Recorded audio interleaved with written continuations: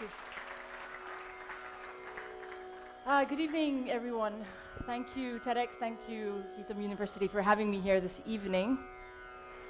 A few years ago, I was playing a classical concert. One second, sorry. In an art center in New York City. And right before the concert, this person comes up to me, and he says, "You're going to play the flute?" And I was 16 or 17, so I'm very excited. I said, "Yes, of course, I'm playing the flute." And he said, "But why did you pick the flute? It seems like such a difficult instrument. Why didn't you pick something else? Why didn't you just sing?" And my look to him was, I had no response. I was blank, completely blank. On top of that, the next thing he said, I'll never forget, is, "You know, I've never heard of any girls playing the flute. I mean, do you even have the strength to do so?" Again, my look was, I really had no response to that. I didn't know what to tell him. I was blank. And these questions I've actually gotten a couple of times. Another question I usually get is, so you grew up in the US, you're South Indian. Why would you sing ghazals in Urdu and Punjabi? I mean, what's the deal, you know? Again, I was blank. I never had a response to that. And then I usually have people telling me, you should only pick one, you should only sing, you should only play the flute, you should only do engineering, this and that, this and that. So, you know, I never understood that. But all I knew is I really, really enjoyed doing these things. I loved playing the flute.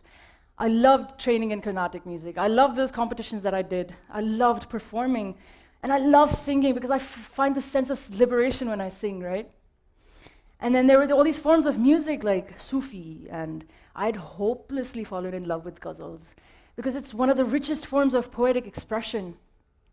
It's transformed me as a musician to a great extent.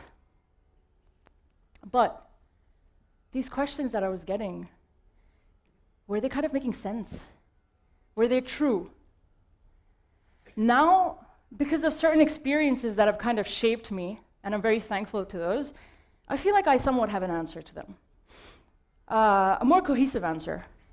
And I'd like to briefly take you through a journey of my story, and I'll tell you what I've kind of understood along the way. And I think by the end of it, hopefully, you guys can relate to what I have to say. So, hi, my name is Rasika Shekhar.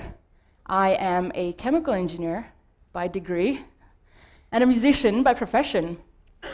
I'm a vocalist, I'm a flautist, and I enjoy playing a couple of other instruments as well. I was born in Dubai. I moved to the US when I was 12, started learning how to sing first, and then picked up the flute when I was 13. And many of you have asked me why I picked up the flute. It was really a random idea. I was very fascinated by the instrument. I thought it was pretty cool, and so I decided to learn it. So before I go ahead, I will very quickly tell you something about the instrument for those of you who aren't very familiar. It's made out of bamboo. It's truly one of the most beautiful instruments, one of the most ancient instruments, and has a huge cultural significance as well.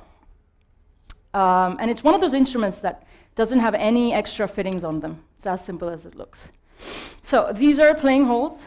You play notes by either completely covering them or halfway, 50%, 80%, 90%, depending on the rag or the scale that you play. Sound is produced by blowing air almost at the edge of this blowing hole. And there are many forms or many orientations to playing the flute, depending on whether you're playing Hindustani classical music or Carnatic music or any other form. So the orientation kind of differs. And playing styles can change. So essentially, you play notes the way you hear them, which I find is very interesting and very fulfilling, because although you learn all these technicalities, I think there's a lot of potential and scope to kind of develop your own style. My style has been predominantly in the Carnatic way of playing. Anyways, so octaves are controlled by your breath, and rhythm is done both by playing notes and by breath, and I'll show you what I mean.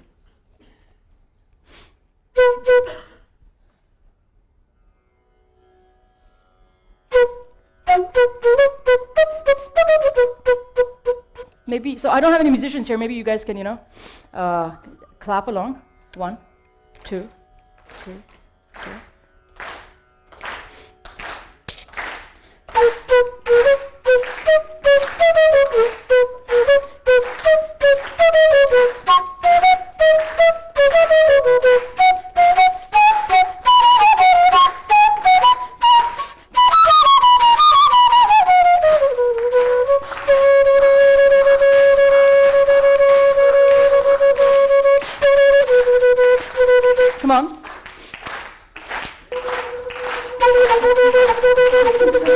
No, you guys too fast now. Slow down.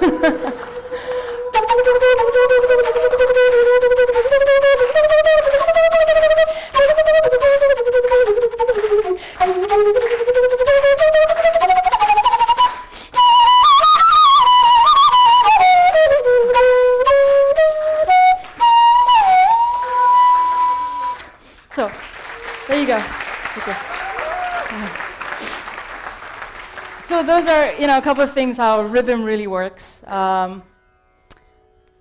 moving along, I started really enjoying all these forms of music, right? And when I was in college, I went to a friend's place, and my friend's father got this old cassette out and played these songs and something. And there was this one song that completely blew my mind. I was completely taken aback because I actually didn't understand a word of it. I don't even think I recognized the language in it, but it was so expressive, so soulful, and I felt like there was a story that was being painted through it. Turned out to be a Punjabi folk song, and it was a story about Heer and Ranjha, right? So I'll sing you like just 2 lines about it because it was very beautiful. So, Ranjhan dhoondan main chali, मैनू रांझण मिलया ना,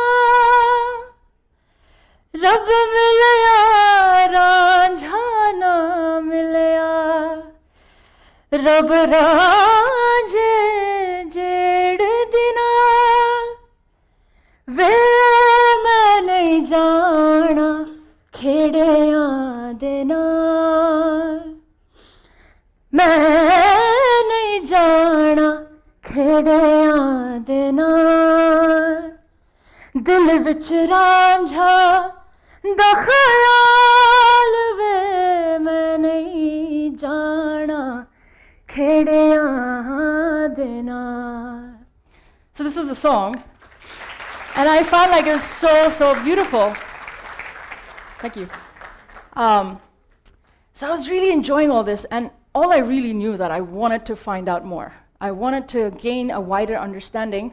So the next thing I know, right after graduation, I took a flight and I came down here to India to learn Hindustani vocal music, to further my flute playing skills, and to imbibe these sounds and intonations of new languages. So I was here and everything was going great. I was meeting amazing people, and that's where I met the amazing Shankar Mahadevan ji. I'll cut the story short a little bit. One day, I get a call, and someone says, "Hey, would you like to come and sing with us on tour with Shankar Sonaloy?" And I thought someone was kidding. I really thought someone was like playing a prank on me or something. But it was true, and I was like, yes, of course, I'd love to do it. Cut to our first concert, my first concert with them, which was in Sydney in Australia. There were thousands of people, this amazing energy on stage, and I was on stage with the masterminds of these artists. And I was singing, I was having a wonderful time. The energy was infectious, right? And they were so kind to feature me on the flute for a particular section of the concert. So now this concert, this section of the concert is coming up, and I'm supposed to go up to the mic and start playing. So I go back, I grab my flute, and this voice is like popping up in my mind, right? And I'm getting all these thoughts here and there. I'm like, I don't know how people are going to respond to me playing the flute. What are they going to say? There's a girl playing a bamboo flute. Or what should I play? I'm going to be Carnatic, like it's a Bollywood event. Like, what should I play? So all these thoughts were coming up. And the only thing I really could do at that point is I told myself, I was like, you know what? I'm just going to go up. I'm going to try and express myself musically in the most honest way to the best of my ability. So I went up, closed my eyes, and I played. And a couple of seconds later, I opened my eyes to all this applauding and cheering and this appreciation, and I was shocked. I was kind of taken aback, and there's something I really learned that day. So for several months after that, I kind of thought about this, right? Turns out, what I kind of gathered is that all these questions that were being put up to me, I started believing it for whatever reason, very unintentionally, really. I really thought for the longest time that, oh, maybe the flute's a really difficult instrument, right? And I started perceiving it that way.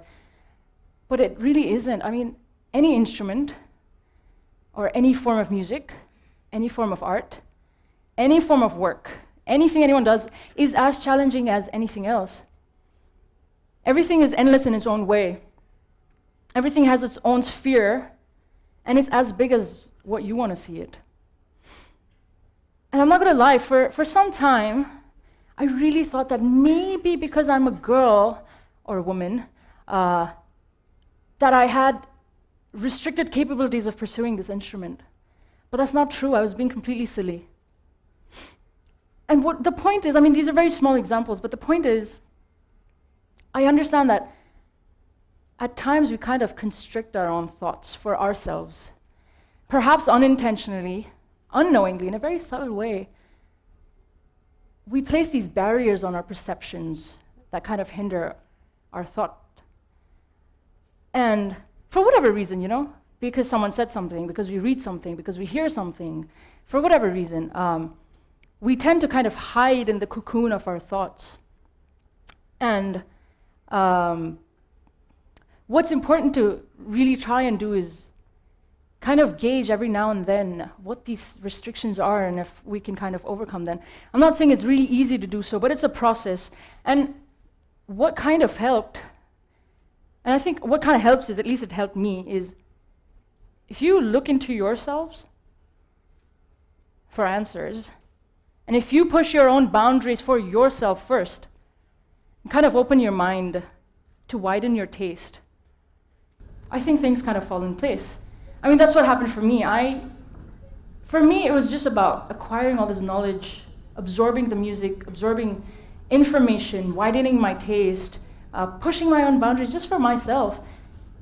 And when I found out that when I kind of looked at this primarily in this way, I felt like all these barriers or constrictions kind of blurred out. It made no sense anymore. And that's something I think kind of helps, and it's not just music where it applies to anything. And that's the thought I want to leave you guys with this evening. Thank you very much for having me here. Once again, have a lovely evening, guys. Thank you very much.